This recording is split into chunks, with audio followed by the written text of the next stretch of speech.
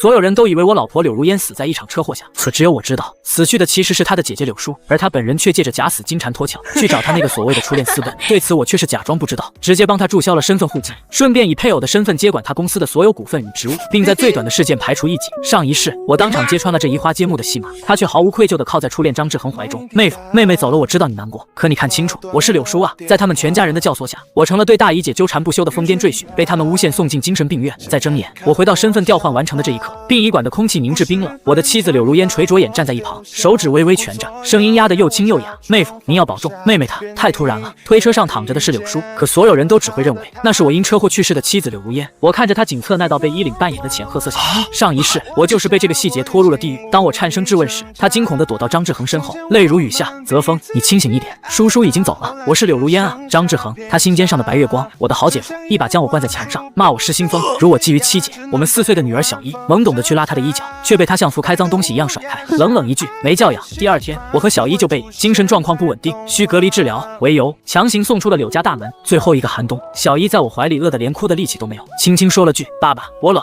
就再也没醒来。寒意从脚底窜上，我却缓缓吁出一口颤动的气息，将眼底翻涌的猩红强行压成一片疲惫的灰白。是啊，太突然了，我开口，声音砂纸磨过般粗粝。我转向一旁的工作人员，声音悲痛：“按流程，尽快火化吧，让我妻子干干净净的走。”柳如烟立刻抬起脸，语速有点急：“对，得尽快，让妹妹安心。后面的事我来。”我独自站在惨白的灯光下，看着推车上那具陌生的躯体，我的妻子正用她姐姐的名字走向她梦寐以求的有张志恒的未来。我慢慢抬手，最终只是将滑落一角的白色罩单轻轻拉好，附住那张冰冷的脸。柳如烟，法律上已经死了，而你，我亲爱的，从此就好好做你的柳淑。爸，我会亲自为你扫清一切障碍，让你在这条偷来的路上走得稳稳当当。追悼会后的家族小聚，气氛凝滞。张志恒以半个主人的姿态坐在主位，柳如烟依在他身侧，他为我倒了杯茶，姿态优雅，语气却带着试探：“妹夫，如烟走得急，有些事没交代清楚。他婚前用自己名字注册的那家迎新文化，我记得运营的不错。”他顿了顿，似乎有些难以启齿。我作为他唯一的姐姐，或许也该代为打理一阵，毕竟那也是他的一份心血。张志恒轻轻拍了拍他的手背，目光却落在我脸上。我端着茶杯的手停在半空，抬眼，眼眶还是红的，声音嘶哑：“迎新文化，姐，你说那个公司啊？”我放下杯子，手指无意识地搓了搓眉心，疲惫而颓唐。那公司3年前就因为经营不善，资不抵债，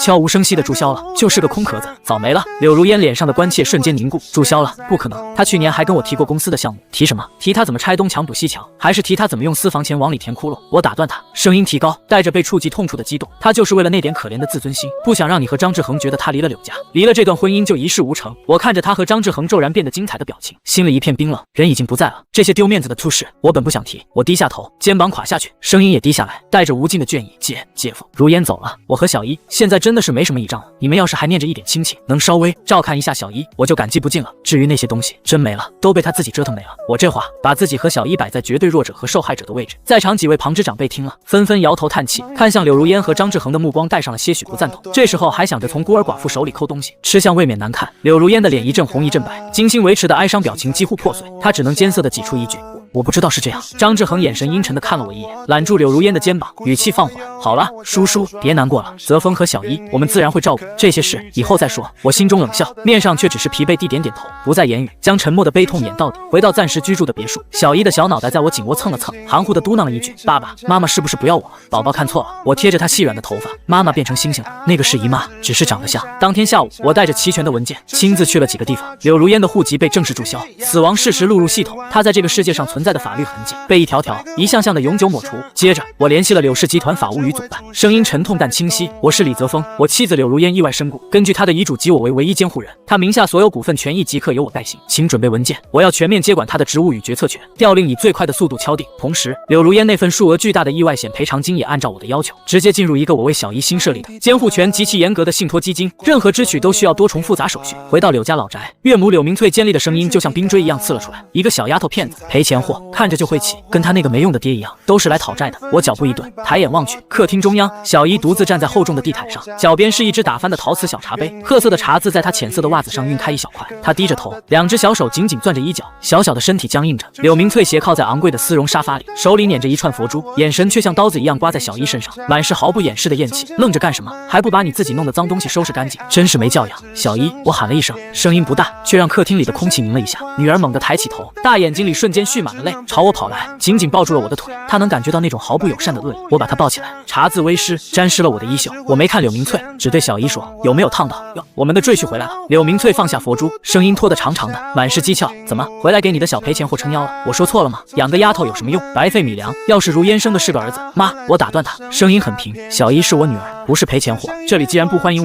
我们走就是走。你想得到没？”柳明翠坐直了身体，脸上皱纹都透着刻薄。张志恒身子弱，需要人照顾，我已经托人从国外招了保姆，这钱你不出谁出？你们父女俩在柳家白吃白住这么多年，现在如烟没了，就像撒手不管了。我告诉你，没门！张志恒适时的发出一声虚弱的咳嗽，从旁边的小厅里走出来。柳如烟立刻跟在他身侧，手里端着温水，小心伺候他喝了，才蹙眉看向我，语气带着不赞同。妹夫，妈也是心里不好受，说话急了点。小姨毕竟还小，打翻东西也不是故意的，只是张志恒的身体确实是头等大事。你现在毕竟还是柳家的女婿，如烟不在了，家里的事你多担待些也是应该的。我看着他们三人，好一副母慈女孝的画面，该担待的我不会推。我慢慢说道，目光扫过柳如烟，但小姨是我的底线，谁再说她一句不是，就别怪我李泽峰不讲情面。说完，我不再理会他们，抱着小姨径直上楼。经过楼梯拐角，通往小露台的门虚掩着，里面刻意压低的对话声再次飘出：“放心，妈那边就是嘴上厉害，心里还是疼我的。她现在只认我这个女儿。”是柳如烟的声音，带着一丝不易察觉的得意。委屈你了，要用别人的名字。张志恒的声音温柔，为了你都值得。只是李泽峰和小姨到底是个麻烦，不急，慢慢来。他现在不是要担待，妈总有办法。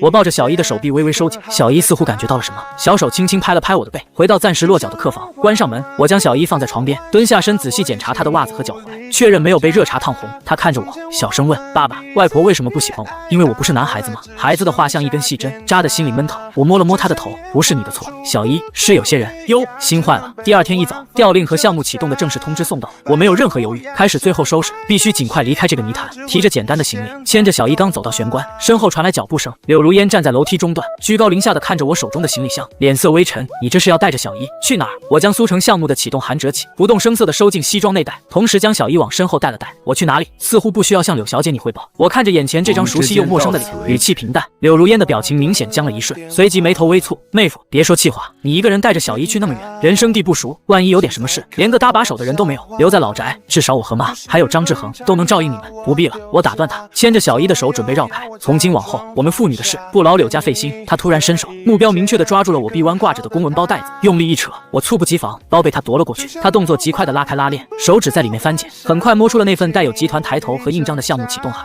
他扫了一眼，脸色倏地沉下，几乎没有犹豫，双手捏住文件两侧，刺啦一声，纸张被他从中间干脆利落的撕开。我是为你好，泽峰。他将撕成两半的文件随手丢在地上，碎纸飘落，声音带着一种居高临下的劝解：“你都多少年没工作了，留在老宅安生些，对大家都好。”我看着地上散落的纸页，那是我的退路，也是我计划的关键一步。怒火在胸腔里撞击，但我只是抬眼，冷冷地迎上他的目光：“为我好。”柳如烟，不，现在该叫你柳叔了。你以什么立场为我好？他眼神骤然一阴，逼近一步，压低了声音，那伪装的温柔荡然无存：“李泽峰，你别给脸不要脸，别忘了这些年是谁在养着你们父女？柳家的一粒米一滴水都不是白给你的。现在如烟刚走，你就想撇清关系，带着柳家的血脉一走了之？天底下没这么便宜的事。”我几乎要笑出来。养着我们，前世小姨病重，我跪在柳家门外求他们伸出援手，是谁让保镖把我像狗一样轰走？如今我要走，他们倒不放了。养着我们，我嗤笑一声，目光如刀。之前是谁迫不及待要公私权利？柳如烟的脸色变了变，她强自镇定，语气软下来，却带着试探：“泽峰，你是不是对我有什么误会？我们是一家人啊，姐姐不在了，我更应该替她照顾好你和小姨。”误会？我打断他，声音冷硬：“唯一的误会就是曾经以为你们还算是人。”话音未落，我抬手用尽全身克制着的力气，狠狠扇了过去。清脆的耳光声在空旷的玄关回荡，柳如烟被打得偏过头去，踉跄着撞在厚重的门板上，脸上迅速浮起清晰的指痕。她猛地转回头，眼神里的错愕瞬间被狰狞的怨毒取代。“李泽峰，你敢打我！”他尖声叫道，再不顾什么仪态，扑上来死死抓住我的手腕，长长的指甲几乎要嵌进我的肉里，拼命想把我往客厅里拖。“你今天别想踏出这个门！”保安，来人！小姨被吓得哭起来，我一边护着女儿，一边用力挣脱。她的力气出奇的大，或者说那是一种狗急跳墙的疯狂。就在我们拉扯争执、混乱不堪之际，玄关外原本紧闭的、需要门禁对讲才能开启的沉重大门，突然从外面被缓缓推开了。下午过于明亮的阳光涌了进来，勾勒出门口几个逆光而立的人影。为首的人身形挺拔，带着久居上位的沉稳气场，目光扫过玄关内这场狼狈的闹剧，最终落在半边脸红肿、头发散乱、正死死拽着我的柳如烟身上。柳如烟像被瞬间冻住，所有动作和声音戛然而止，脸上的狰狞僵在那里，一点点褪成惨白。“李总，车已经备好了。”逆光中，为首的人踏进玄关，光线勾勒出他一丝不苟的西装轮廓，是总裁的首席特助陈旭。他身后跟着2名穿着集团制服、身形干练的安保人员。他脸上没有任何多余的表情，只是朝我微不可察地点了下头，然后侧身，声音平稳清晰地对我说：“李总，去苏城的专机已经协调好了，车在门外，法务部和项目组的核心成员会在机场与您会合。”合，简报可以在飞行途中进行。李总这个称呼像一根细针，猛地扎进了柳如烟的神经。他抓着我手腕的力道骤然松开，难以置信地看向陈旭，声音因为惊怒而拔高变形。陈旭，你叫他什么？李总，你眼睛瞎了吗？我才是柳氏的总裁，他李泽峰算什么东西，也配让你叫一声总？陈旭这才将目光正式转向他，姿态恭敬却疏离，如同对待任何一个需要辨明身份的陌生人。他微微颔首，语气是公式化的平静。柳淑女士，您好。由于柳如烟女生去世，经由董事会投票表决，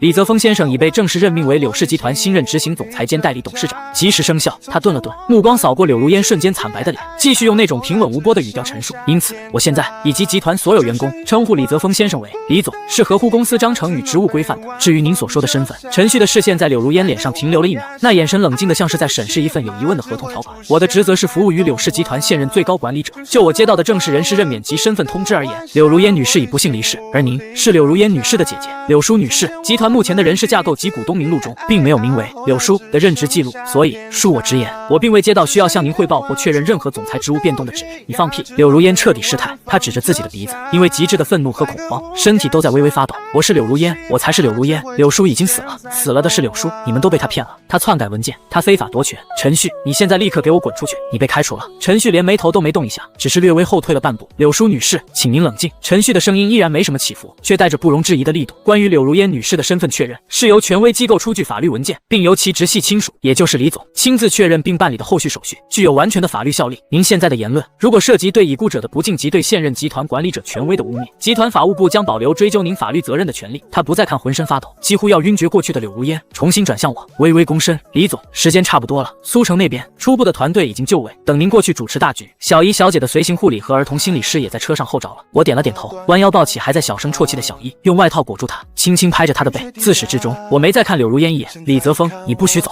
你把我的东西还回来，那是我的，都是我的，我才是柳如烟，我才是柳氏的总裁。柳如烟歇斯底里的尖叫在身后响起，她还想扑上来，却被2名训练有素的安保人员礼貌而坚定地拦在了门内。陈旭为我拉开通往外界的大门，阳光彻底倾泻进来，照亮了门前停着的黑色轿车与老宅内腐朽压抑的昏暗，仿佛是2个世界。我抱着小姨踏出柳家老宅的门槛。3天后，飞往苏城的专机上，我正看着项目地勘报告，小姨在一旁的儿童座椅上安睡，陈旭拿着平板电脑，脸色是从未有过的凝重，快步走过来，将屏幕转向我。李总，出事了！国内社交平台和几个财经论坛半小时前开始集中爆发针对您的负面舆情，屏幕上是一个已经冲上热搜榜前3的话题：柳氏新任总裁杀妻夺产。话题主持人是一个新注册但已经加 V 认证的账号，认证信息是柳如烟女士生前好友及委托发言人。这个账号发布了一篇长文，并配有一段视频，视频里柳如烟或者说柳淑身份出现的她，素颜，穿着简单的黑色毛衣，眼睛红肿，脸色苍白憔悴，未语泪先流。她对着镜头，声音哽咽破碎，每一句都带着巨大的悲痛和难以置信。我是柳淑，柳如烟的双胞胎姐姐。她开口，眼泪就滚落下来。我妹妹她死得不明不白，我一直不敢说，我害怕，但现在我不能再沉默下去了。她抬起泪眼，看向镜头的目光充满了恐惧和控诉。李泽峰，我曾经的妹夫，她根本就是个魔鬼，她早就计划好了一切。我妹妹如烟，她根本不是单纯的车祸，是李泽峰，是他害死了我妹妹。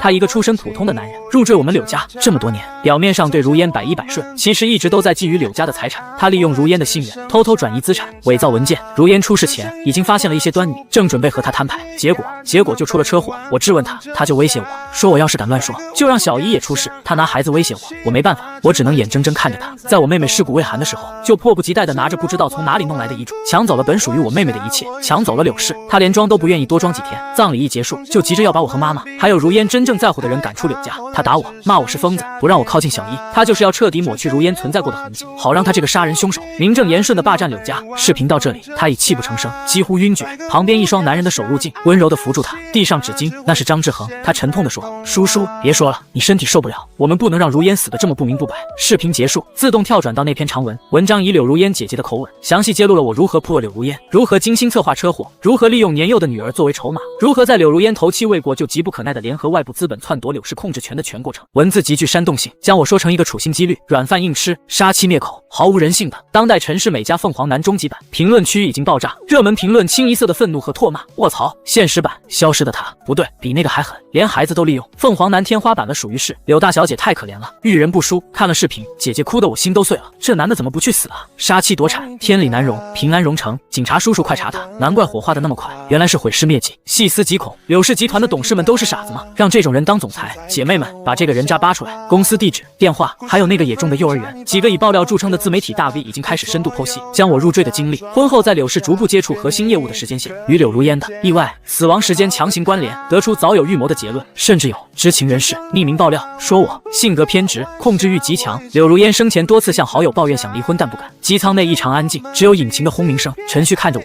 等待指示。他眼底有忧虑，但更多的是冷静。我关掉平板，屏幕按下去，倒映出我没有任何表情的脸。机窗外是厚重的云层，阳光在云海之上无比刺眼。我靠在椅背上，闭上眼。柳如烟、张志恒，这么快就忍不住打出这张舆论牌了，哭得挺像那么回事。那就让你们先哭个够。我的反击是从一份打包的加密文件开始的。陈旭的执行力无可挑剔，一个经过层层技术伪装、无法追溯源头的信息包，被精准投放到了最初散播谣言的那几个核心爆料账号后台，以及国内最有影响力的几个财经调查记者和资深法律博主的邮箱里。文件没有标题，只有一个编号，点开后是清晰的时间线和无法辩驳的证据链。第一段音频来自柳如烟那辆事故车，在送修前最后时刻的行车记录仪云端备份，背景是车库。柳如烟的声音带着压抑的兴奋和狠绝，必须让柳叔意外消失，只有他彻底没了，我才能用他的身份回到张志恒身边。李泽峰那个蠢货正好当我的垫脚石和遮羞布。第二段是柳如烟与张志恒在某个私人会所的隐秘合影，时间显示是2年前，柳如烟与我的结婚纪念日前1周，照片里两人姿态亲密，远超普通姐夫与小姨子的界限。后面附有同一时段两人频繁的酒店入住记录和境外共同消费账单。第3份是柳叔车祸前1周的私人诊所就诊记录复印件和医生证词，记录显示柳叔当时已怀孕近2个月，但胎儿情况不稳定，医生强烈建议他入院静养，绝对不适合长途奔波。而视察新项目的出差安排是柳如烟以姐姐需要散心为由，强行推动并亲自为柳叔定的行程，没有煽情文字，没有主观指控，只有冰冷的按时间排序的证据。这些信息如同滴入滚油的水，瞬间引爆了比之前更猛烈10倍的舆论海啸。不同的是，这次风暴眼彻底调转了方向，那些收到邮件的调查记者和法律博主在震惊之余，迅速开始了交叉验证和谨慎的报道。财经圈和豪门八卦板块彻底沸腾。今天反转，杀妻夺产，不是毒妇杀姐冒名谋夺家产，年度狗血大戏，双胞胎妹妹谋杀姐姐，顶替身份与姐夫双宿双栖。最新证据直指柳如烟、张志恒合谋，柳叔车祸或是人为制造，伪造遗嘱，转移资产，监控丈夫女儿。这女人是魔鬼吗？之前骂李总的人呢？出来道歉。这是被凤凰男骗了，这分明是被毒蛇7家啃的骨头都不剩。网友的愤怒迅速转向之前对杀妻凤凰男的唾骂，全部化为对杀姐冒名毒妇和奸夫姐夫的更猛烈的声讨。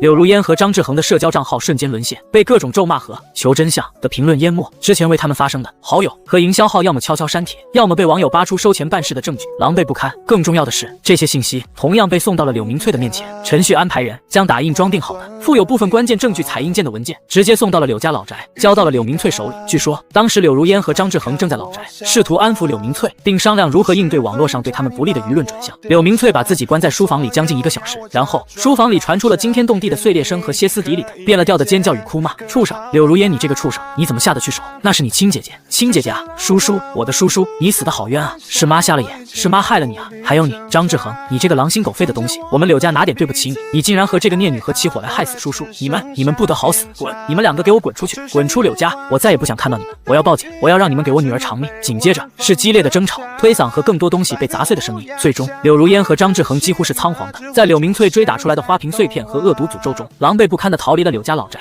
苏城柳氏新能源基地的临时总部办公室，巨大的落地窗外是初具雏形的现代化园区，与远处苍翠的山峦形成鲜明对比。我正与项目组核心成员敲定最后的并网方案，内线电话响了，秘书的声音有些迟疑：李总，前台有一位女士坚持要见您，她说她是柳如烟，没有预约，情绪看起来很不稳定，安保已经拦住了，但她不肯走。会议室里瞬间安静下来，几位高管交换了一下眼神，默默收起文件。我抬了抬手，会议暂停10分钟，请他到1楼西侧的小会客室。我马上下来，那间会客室位置偏僻，平时很少用。我推门进去时，柳如烟正背对着门，站在窗前。她穿着一件看起来价格不菲但有些皱的米色风衣，头发不像以往那样精致打理，随意挽着，几缕碎发垂在颈边。听到声音，她转过身，不过月余，她瘦了很多，眼下的青黑即使用化妆品也难以完全遮盖。曾经顾盼神飞的眼睛里布满了红血丝和一种惊弓之鸟般的仓皇。看到我，她嘴唇翕动了一下，未语泪先流，大颗的眼泪毫无征兆地滚落下来，冲花了眼线。泽峰，她开口，声音嘶哑的厉害，带着浓重的哭腔，踉跄着向我走了2步，似乎想靠近，又在我冷淡的目光下僵住。泽峰，我错了，我真的知道错了。她捂住脸，肩膀剧烈的抖动起来，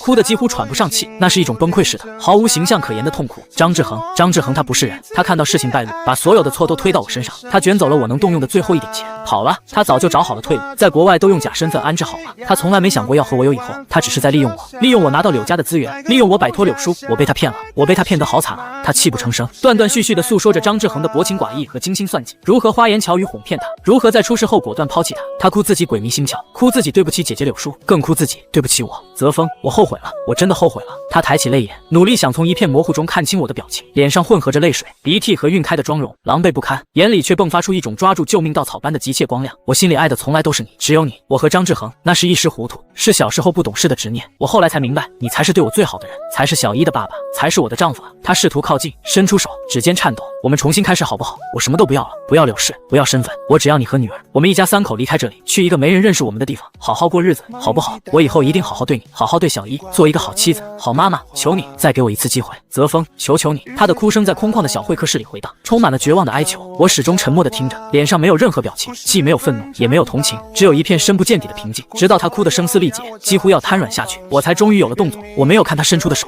也没有回应他的哭求，我只是转过身，走到会客室连接着内部走廊的另一扇侧门边，打开门，门外，我的生活助理正牵着刚上完幼儿兴趣班回来的小一。小一看到我，眼睛一亮，张开小手，爸爸。我弯下腰，一把将他稳稳地抱起来。小一很自然地搂住我的脖子，好奇地探头看向会客室里那个哭得妆都花了的陌生的阿姨，小脸上有些困惑，但没有害怕，只是更紧地靠向我。我抱着女儿，重新转身，面向瞬间止住哭声，怔怔望过来的柳如烟。我用小一柔软的小身体隔开了我和她之间最后一点可能的距离。柳如烟，我开口，声音平静无波。法律上，我的妻子柳如烟已经去世了，找不回来了。你以后也不要来打扰我，你知道我的手段。电梯到达顶楼，门开了，外面是洒满阳光的走廊和等待我的助理团队。我抱着她走出去，声音融在明亮的光线里。有些东西丢了，就是一辈子。